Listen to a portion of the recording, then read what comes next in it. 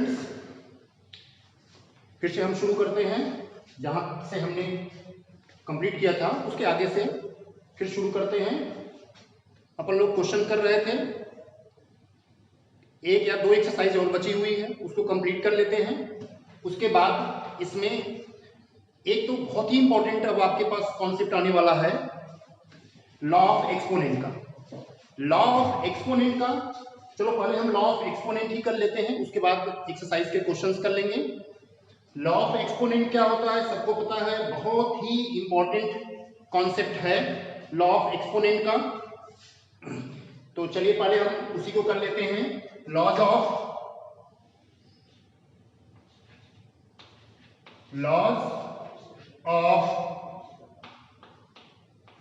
Exponents.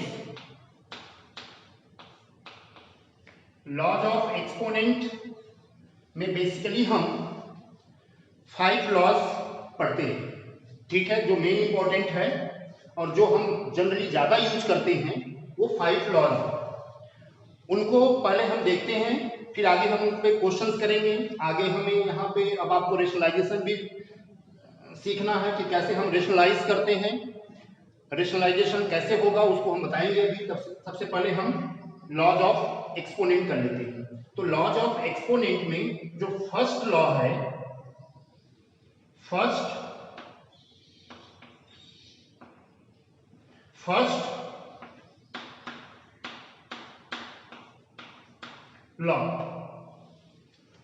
Law क्या है? If A is any positive न लेके हम ले लेते हैं नॉन जीरो रियल नंबर। क्या ले लेते हैं? ए कोई हम नॉन जीरो रियल नंबर ले लेते हैं। देन ए के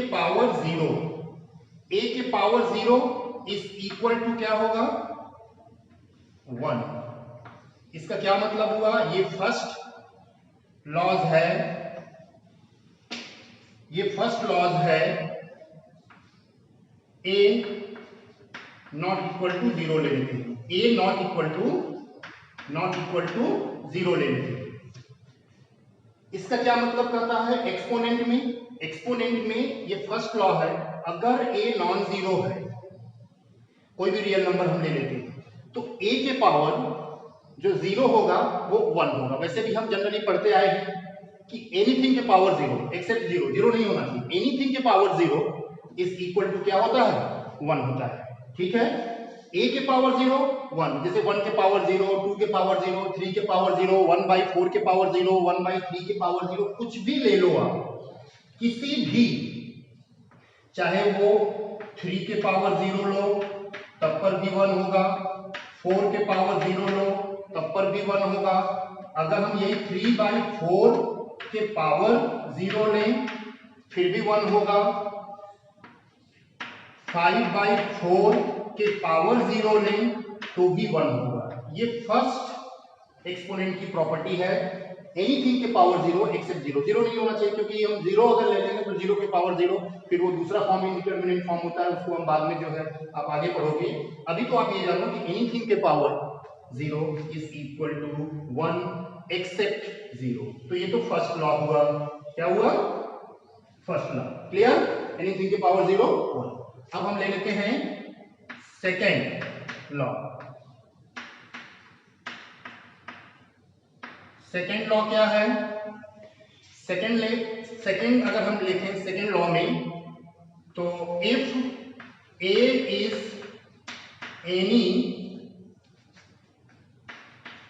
real number and m and n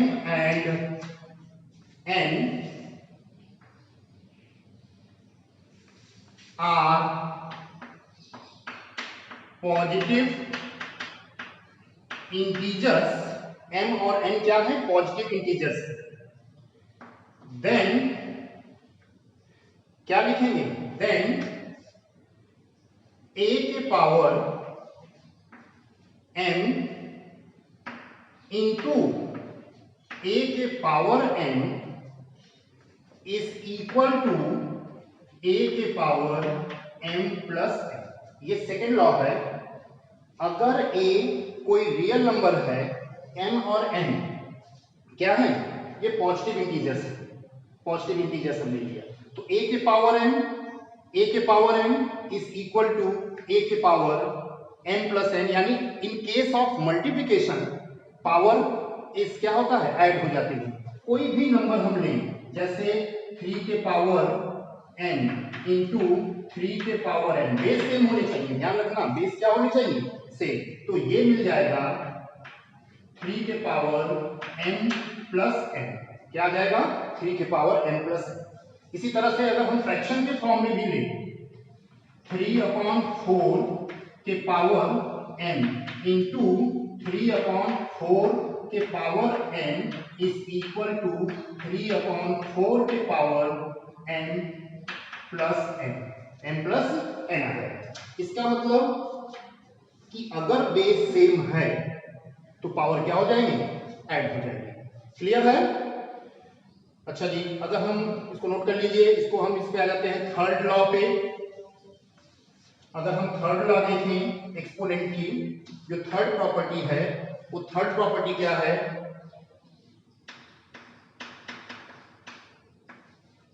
third law में if a is any non-zero real number, a क्या हमने ले लिया, कोई नॉन जीरो रियल नंबर ले लिया है, and m and n are positive integer, ये पॉजिटिव इंटीजर्स ले लेते हैं, देन क्या कंडीशन आएगी इनमें, जैसे हमने फर्स्ट में क्या लिया, a के पावर 0, सेकेंड में क्या लिया था, मल्टीप्लिकेशन। अगली बार चलो डिवीजन के फॉर्म में ले लेते हैं, डिवीजन के फॉर्म में लेंगे तो क्या आ जाएगा, डिवीजन के फॉर्म में अगर हम इसी को लेंगे तो हमारे पास आ जाएगा, देन a के पावर m अपॉन a के पावर n, a के पावर n अपॉन a के power n is equal to a के पावर m माइनस n। क्या होगा, a के पावर, कंडीशन क्या होगी, यहाँ पे a 0 नहीं हो सकता क्योंकि यहाँ पे डिनोमिनेटर में आ रहा है, तो नॉट डिफाइंड का केस हो जाएगा, तो क्या हो जाएगा, a के पावर m माइनस a के पावर n। क्लियर है? तो इसमें कुछ केसेस बनते हैं, वो केसेस देख लेते हैं, वो इन पे डिपेंड करेगा, किस पे डिपेंड करेगा, m और n पे। तो कुछ केस बना लेते हैं इसमें, जैसे केस फर्स्ट क्या है, when m greater than n, अगर m ग्रेटर देन n है, m किससे बड़ा है, n से, देन उस केस में ये आपका वैसे ही रह जाएगा, a के power n is equal to a के पावर m माइनस n। उस केस में क्या हो जाएगा, a के पावर, अगर m बड़ा है n से, तो a के power n is equal to a के power m minus n। Second case,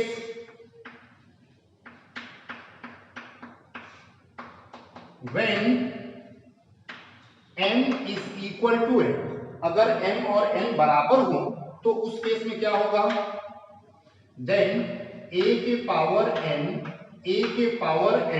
is equal to a के पावर m माइनस n। अब क्योंकि m और n तो बराबर है, डिवीजन के केस में हमने सेकेंड अभी बताया था, ये वाला फॉर्म आ जाएगा, ये वाली प्रॉपर्टी, m और n अगर बराबर है तो ये क्या हो जाएगा, a के पावर 0, क्योंकि m और n तो बराबर है, और a के पावर 0 यानी वो फर्स्ट एक्सपोनेंट की लॉग लग जाएगी, हो जाएगा, और इसकी वैल्यू किसके बराबर आ जाएगा 1, यानी एनीथिंग के पावर 0 इज इक्वल टू क्या आ जाएगा 1। क्लियर है? कोई डाउट?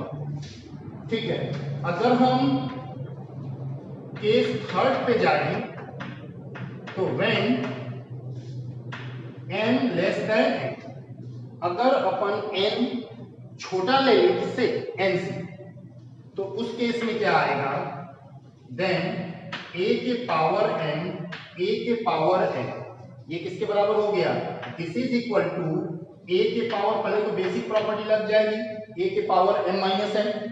अब क्योंकि ये बड़ा हो रहा है ये छोटा हो रहा है तो कहीं ना कहीं ये पूरी वैल्यू क्या होगी, नेगेटिव आएगी। ठीक है, तो इसको कैसे लिखेंगे, इज इक्वल टू, इसको चलो थोड़ा सा लिख लेते हैं, माइनस कॉमन ले लें तो ये आ जाएगा n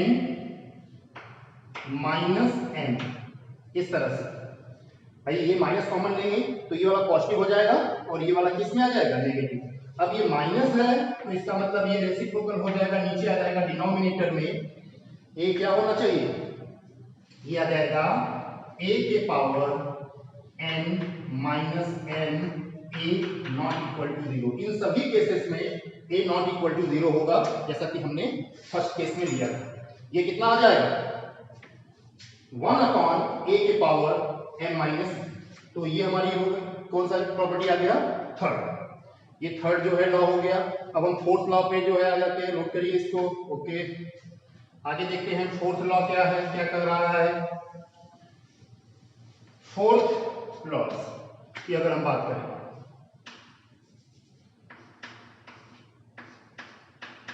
fourth law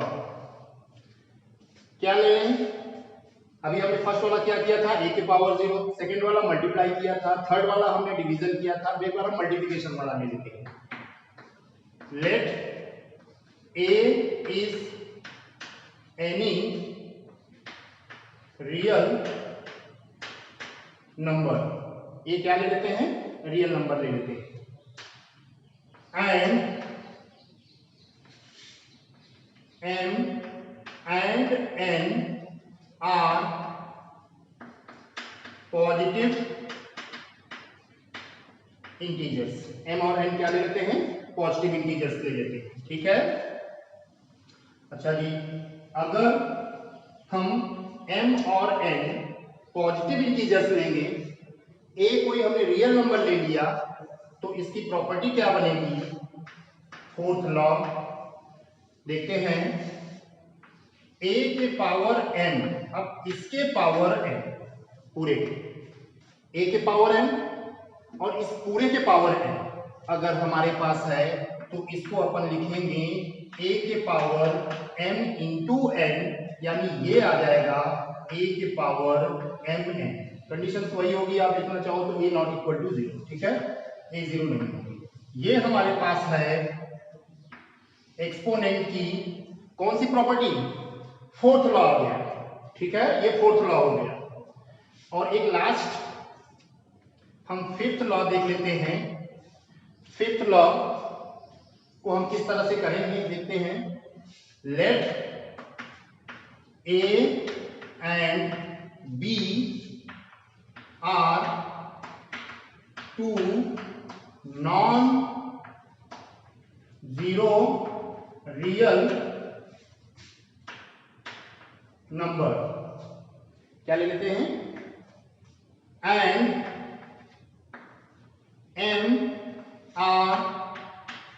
m is any positive integers. हमें एक की जरूरत है, इंटीजर हम ले लेते हैं, कोई पॉजिटिव इंटीजर्स लिया। क्लियर है, देन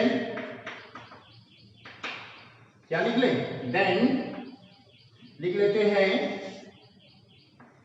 a b के पावर n, इसमें दो प्रॉपर्टी हम अपन बना लेते हैं, a b के power m is equal to, ये दोनों के ऊपर क्या हो जाएगा, डिस्ट्रीब्यूट हो जाएगा पावर, कितना आ जाएगा, a के पावर m इंटू b के पावर m, ये इस फॉर्म में आ जाएगा।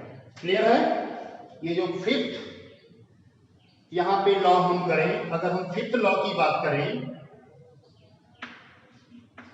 ये फिफ्थ लॉ है हमारा। हमने 5 लॉ बताया था, ए बी के power m is equal to a के पावर m इंटू b के पावर n, और ये आ जाएगा इसमें सेकेंड पार्ट अगर हम देखें डिवीजन में लें a b के पावर m, तो यहां पर भी ये m इन दोनों के पावर जो है वो डिस्ट्रीब्यूट हो जाएंगे और ये बन जाएगा a के पावर m b के पावर m। a और b तो यहाँ पे हमने नॉन नेगेटिव नॉन जीरो लिया ही है, ठीक है। तो ये है आपका फिफ्थ लॉ। कौन सा लॉ हुआ ये? फिफ्थ लॉ हो गया। तो अपन ने कुल कितना आपको बताया? 5 लॉ जनरली बताया। फर्स्ट a की पावर 0, एनीथिंग के पावर 0 1। सेकेंड लॉ अपन ने क्या बताया?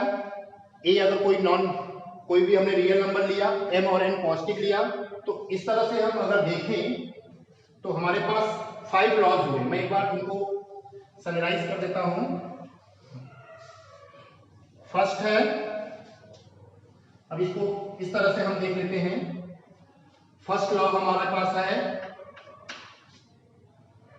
a के power 0 is equal to 1, a not equal to 0, a belongs to r, a belongs to छोड़िए, ये a not equal to 0।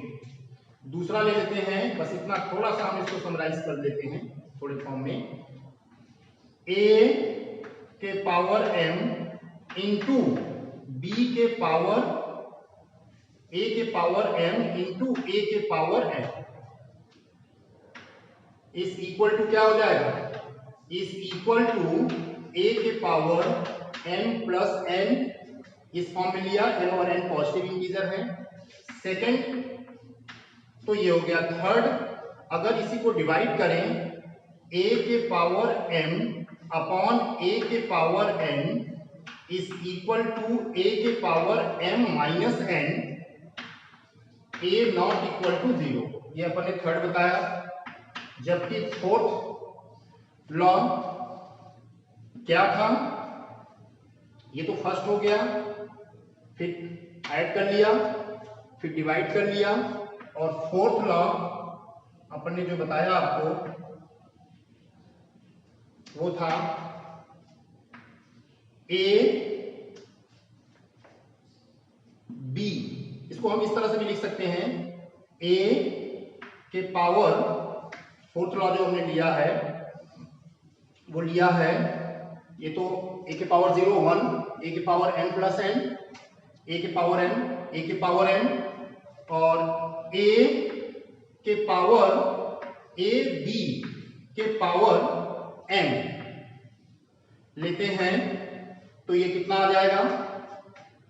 a के पावर m b के पावर n, और इसी में फिफ्थ ले लेते हैं तो a b के power m is equal to a के पावर m b के पावर m, ठीक है।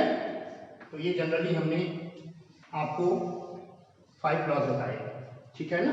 इसमें हमने 2 कर लिया था, a के पावर 0 ये फॉर्म आया। अब चलिए एक बार हम इनको इसमें क्वेश्चंस करते हैं, देखते हैं कहां तक अपन ने क्वेश्चन कर लिया था वो देख लेते हैं। जो क्वेश्चन अपन ने कर लिया था उसको आगे कंटिन्यू करते हैं।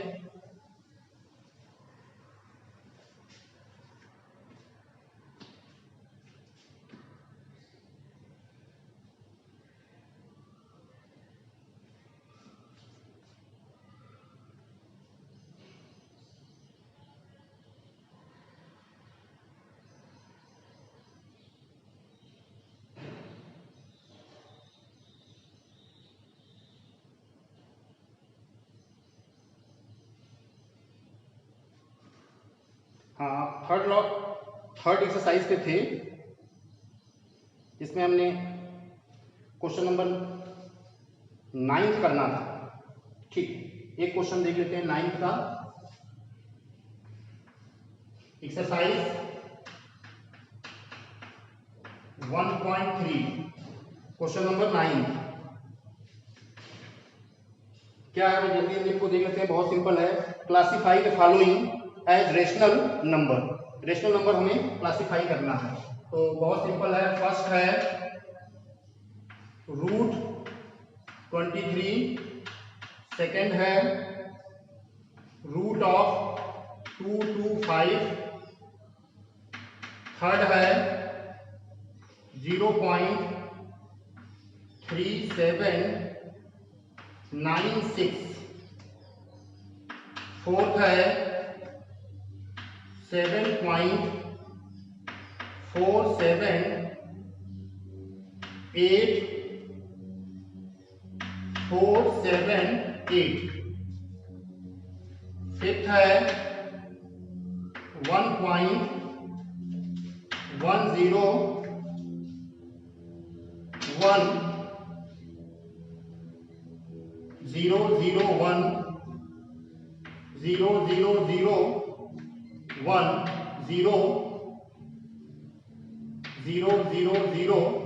1 एंड 4।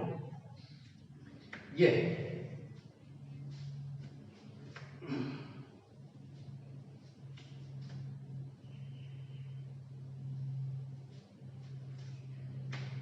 फर्स्ट क्या है, ठीक है। सेकेंड, ठीक है।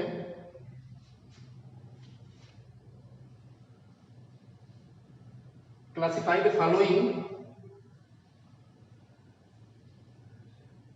478 ये एंड सो ऑन है, ये आगे कंटिन्यू हो रहा है।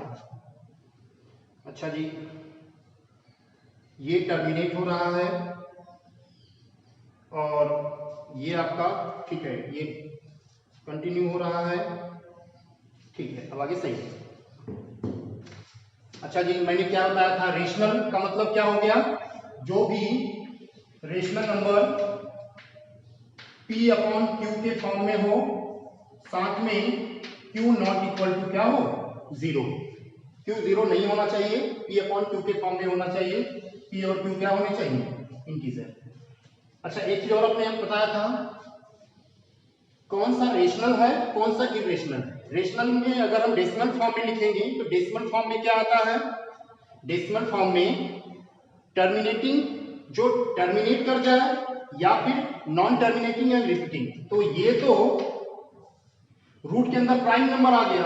अगर इस फॉर्म में प्राइम नंबर के फॉर्म में कोई आता है तो फिर ये क्या होगा, इरेशनल नंबर होगा। तो रूट 23 ये तो प्राइम नंबर है, तो ये क्या बन जाएगा, इरेशनल नंबर। क्या बनेगा, इरेशनल नंबर बन जाएगा।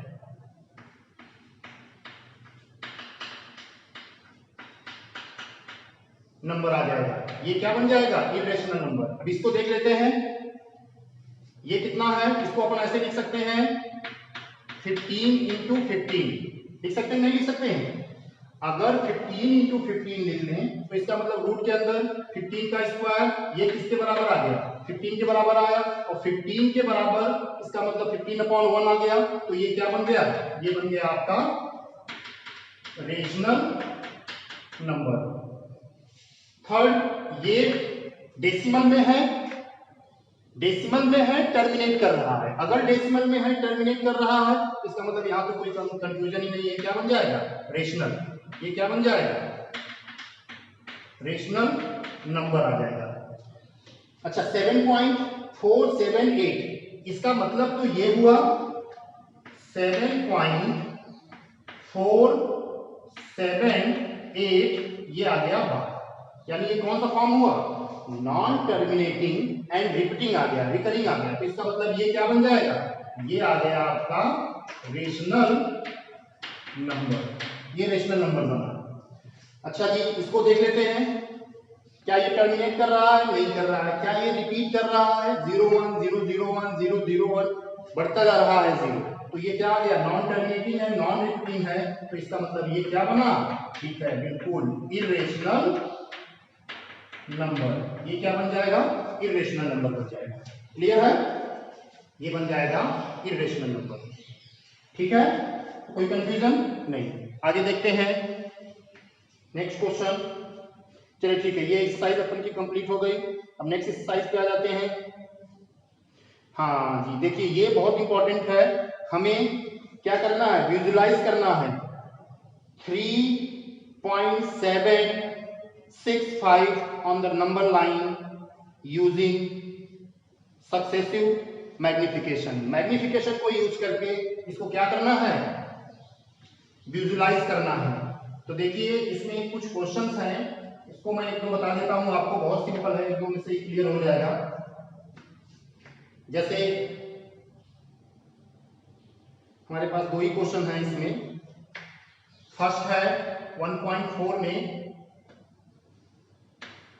एक तो फर्स्ट क्वेश्चन है विजुलाइज करना है 3.765 और सेकंड क्वेश्चन है, देख लेते हैं 4.26 बार, 26 बार 4 डेसिमल प्लेसेस तक करना है, क्योंकि बार है तो रिपीट करता जाएगा। तो देख लेते हैं जरा कैसे करना है। फर्स्ट देख लेते हैं, पहले हमें विजुलाइज करना है 3.765। 3.765 का मतलब क्या हो गया, किसके बीच में आएगा 3.765? पहले हमें वो देखना है कि किसके बीच में ये इंटीजर, ये वाला पोर्शन आ रहा है। पहले हमें इंटीजर को देखना है या होल नंबर को देखना है, ठीक है। तो सबसे पहले अगर हम इनको विजुलाइज करेंगे तो देखो इस तरह से एक नंबर लाइन बना लेंगे, ठीक है। नंबर लाइन बना लिया, किसके बीच में विजुलाइज करना है, 3.765 का मतलब हो गया 3 और 4 के बीच में। चलिए ले लेते हैं, इधर ले लेते हैं 3 और इधर ले लेते हैं 4। 3 और 4 के बीच में हमें विजुलाइज करना है। अब 3 और 4 के बीच में हम क्या कर लेंगे, डेसिमल लिखेंगे तो 10 जो है प्लेसेस में हम 10 इक्वल पार्ट में डिवाइड कर लें। तो ये आ गया 3.1, 3.2, 3.3, 3.4, 3.5, 3.6, 3.7, 3.8, 3.9 ऐसे ले लेते हैं। यानी ये बना 3.1, 3.2, 3.3, 3.4, 3.5, 3.6, 3.7, 3.8, 3.9 इस तरह से हमने विजुलाइज कर लिया है। अब देखिए 3.765 इसका मतलब ये वाला 3.7 से ज्यादा है, तो 3.7 से ज्यादा है, इसका मतलब जो नेक्स्ट मैग्निफिकेशन आएगा वो किसके बीच में आएगा, ध्यान रखना।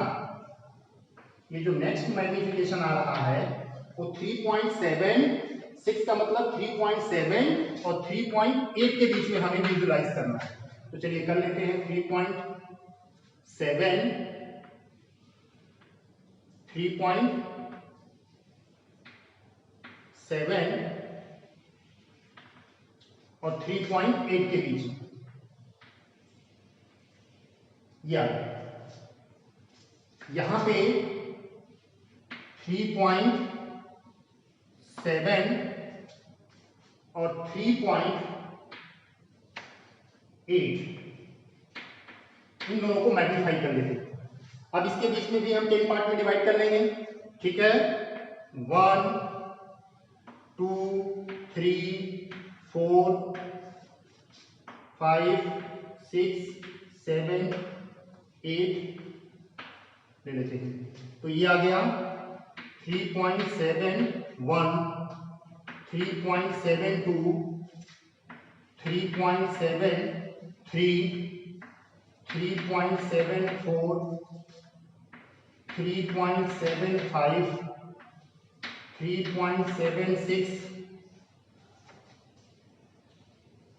3.77, 3.78, यहां पे ले लेते हैं 3.79। अब देखते हैं, ये तो हमारा हो गया सेकेंड। 3.765। अब देखिए 65 इसका मतलब 3.76 और 3.7 7 के बीच में हमें आएगा यहां से। तो इसको फिर से हम मैग्नीफाई कर लेते हैं, यहां से मैग्नीफाई कर लेते हैं, देख लेते हैं क्या आया। 7 6 6 ये ले लेते हैं, एक तो ये ले लिया और एक ले लिया यहां पे। कौन कौन सा आया? 3.76 और इधर आ गया 3.77। अब इसके बीच में फिर से हम 10 पार्ट में डिवाइड कर लेते हैं। 1 2 3 4 5 6 7 8 9 ये आ गया। तो यहां पे आ गया 3.761 3.762 3.763 3.764 3.765 3.766 3.767 3.768 3.769 ये आ गया। अब देख लेते हैं कौन सा हमें विजुलाइज करना है।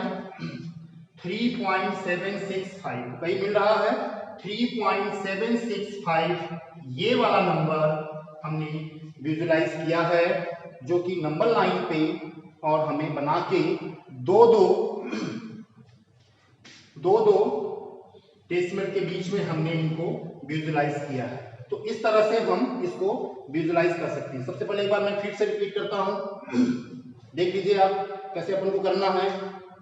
तो सबसे पहले क्या करना है, सबसे पहले हमें देखना है कि कौन सा इंटीग्रल पार्ट है। 3.765 का मतलब हो गया 3 से बड़ा लेकिन 4 से छोटा।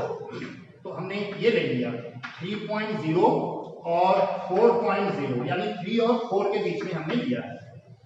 अच्छा जी, अब 3 और 4 के बीच में कितने हम अगर डिवाइड करें तो कितने पार्ट में डिवाइड करना होगा, क्योंकि अगर हमें 1 के इंटरवल में डिवाइड करें तो ऐसे हम 10 इक्वल पार्ट में डिवाइड कर सकते हैं। 3.1 3.2 3.3 ऐसे करके हमने डिवाइड कर लिया। अब 3.7 है तो 3.76 है, तो 76 का मतलब हो गया कि ये किसके बीच में आएगा, 3.7 से 3.8 के बीच में। भाई 7 है तो 7 से थोड़ा सा ज्यादा है, 3.765 में तो ज्यादा है, तो इसका मतलब 7 और 3.7 और 3.8 के बीच में आ गया। तो 3.7 3.8 को फिर से हमने विजुलाइज किया। जब अपन ने विजुलाइज किया तो फिर से इसको 10 इक्वल पार्ट में डिवाइड कर लेते हैं। चलिए 10 इक्वल पार्ट में डिवाइड कर लिया, इक्वल पार्ट में डिवाइड कर लिया। अब 3.7 और 3.8 के बीच में कितने पार्ट में हमने डिवाइड किया, इसको फिर से अपन ने जो है कितने पार्ट में डिवाइड कर लिया, 10 इक्वल पार्ट्स में अपन ने इसको डिवाइड कर लिया। वो कौन कौन सा होगा, 3.7 3.71 3.72 3.73 3.74 3.5 इस तरह से करके इसको अपन ने कितने इक्वल पार्ट में डिवाइड कर लिया, इसको अपन ने 10 इक्वल पार्ट में डिवाइड कर लिया। फिर से इसको हम जो फोकस करते हैं 3.765 का मतलब क्या हुआ, 3.765 का मतलब हो गया कि 3.6 और 3.76 और 3.77 के बीच में अपन को इसको विजुलाइज करना पड़ेगा। तो यहां से 3.76 और 3.77 के बीच में इसको अपन ने विजुलाइज किया। जब इसको अपन फिर से उसमें विजुलाइज करेंगे तो इसको कितने इक्वल पार्ट में डिवाइड करना पड़ेगा, इसको अपन को डिवाइड करना पड़ेगा 10 इक्वल पार्ट्स में। जब 10 इक्वल पार्ट्स में डिवाइड करेंगे तो देखिए 3.76 3.761 3.762 3.763 3.764 ऐसे करते हुए हमने इसको कितने इक्वल पार्ट में डिवाइड किया है, 10 इक्वल पार्ट में। ठीक है, तो यहां पे देखोगे आपको ये वाला कहीं ना कहीं रेशनल नंबर जरूर मिलेगा, वो है 3.765 जिसको हमने नंबर लाइन पे क्या किया है, विजुलाइज किया है, इसको अपन ने नंबर लाइन पे विजुलाइज किया है। तो क्लियर है, कोई डाउट नहीं है। अगर यहां पे हम सपोज करो 3.766 लेते तो ये वाला हम विजुलाइज कर लेते। अगर हमने यहां पे 3.769 लेते तो ये वाला विजुलाइज कर लेते, फिर तो कोई प्रॉब्लम ही नहीं था, इसको हम विजुलाइज कर लेते। तो कोई भी नंबर अगर 2 डिजिट तक है, 2 डिजिट अगर ये नहीं होता 76 होता तो हम फिर इसमें इसी में से हमने यहाँ पे 3.76 को विजुलाइज कर लेते। अगर हमें 1 पॉइंट पे दिया है तो 3 और 4 के बीच में तो हमें ऑलरेडी निकाल ही सकते हैं। अगर हमारे पास 4 डिजिट तक आ गया, जैसे हमारे पास है कितना 3 पॉइंट, नेक्स्ट अगर अपन देखें तो नेक्स्ट अपन के पास कितना है, नेक्स्ट है अपन के पास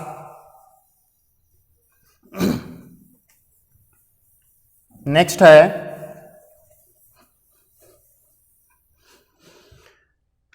4.26 बार। इसका तो मतलब सबको पता है, क्लियर। 26 बार का मतलब कितना हो गया, 4.26 एंड सो ऑन। ये क्या बन जाएगा 4.26 इसी को हम लिखते हैं। तो अब ऐसे तो हम निकाल नहीं पाएंगे, ये फर्दर चलता रहेगा। तो इसीलिए इन्होंने कहा है कि केवल 4 प्लेसेस तक ही आप करो।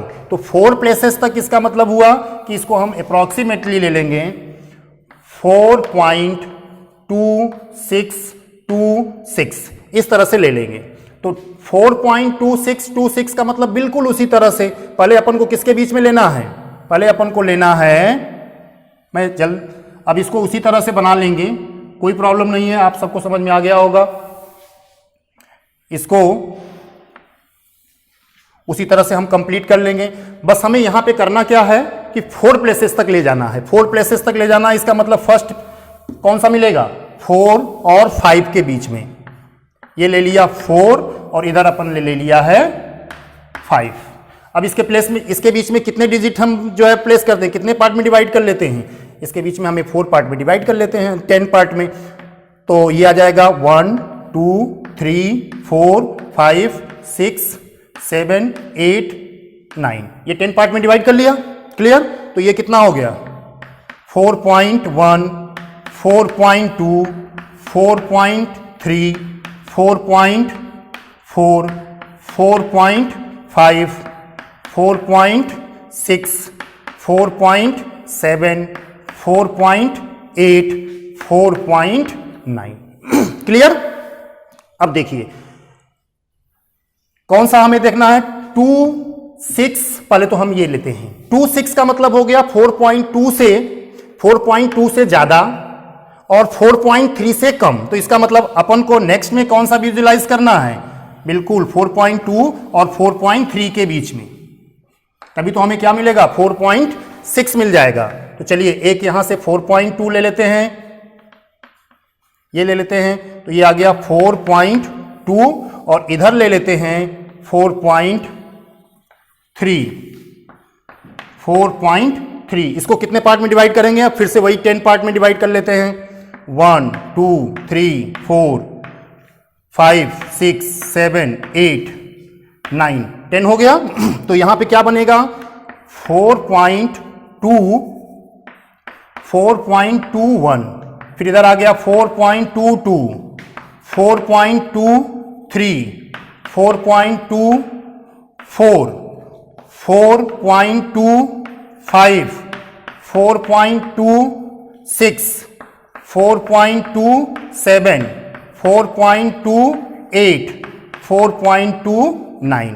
अब देख लेते हैं 4.262 है, तो 262 है, इसका मतलब नेक्स्ट हमें किसको करना है, इस वाले नंबर को विजुलाइज कर लेना है। बिल्कुल सेम उसी तरह से जो हमने फर्स्ट में एक्सप्लेन किया था, कोई इसमें प्रॉब्लम नहीं है, बस केवल विजुलाइज करते जाना है, देखना है 2 पॉइंट, ये तो हमें 6 मिल गया यहाँ पे। अब इसके आगे बढ़ना है तो इसका मतलब 4, एक तो हमने ले लिया 6 जहां से ये शुरू हो रहा है, ये ले लेते हैं, और एक इसके जस्ट आगे वाला, तो ये बन गया 4.26 और इधर आ गया 4.27, ठीक है, क्लियर है। तो यहां से फिर से 10 पार्ट में 1 2 3 4 5 6 7 8 9 10 पार्ट में डिवाइड कर लिया। तो ये आ गया 4.261 4.262 4.263 4.264 4.265 4.266 4.267 4.268 4.269। अब लास्ट हमें करना है 26, तो हमें 62 पे पहुंचना है। यहां तक तो अपन पहुंच ही गए हैं, उसके जस्ट आगे तो एक फिर से हमें लास्ट स्टेप हमारे पास ये आ गया और ये जो है रेशनल नंबर मिला। तभी तो हमें क्या मिलेगा 4.266 आ जाएगा। तो इसी को चलो विजुलाइज कर लेते हैं लास्ट स्टेप में। चलिए एक यहां पे ले लेते हैं इसको, नंबर लाइन पे अगर अपन दिखाएंगे तो ये कितना आ जाएगा।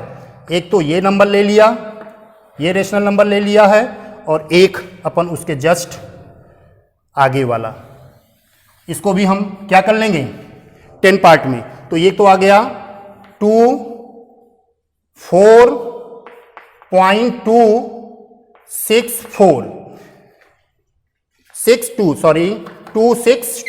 तो यहां पे 1 2 3 4 5 6 7 8 9, ये आ गया अपन का 10।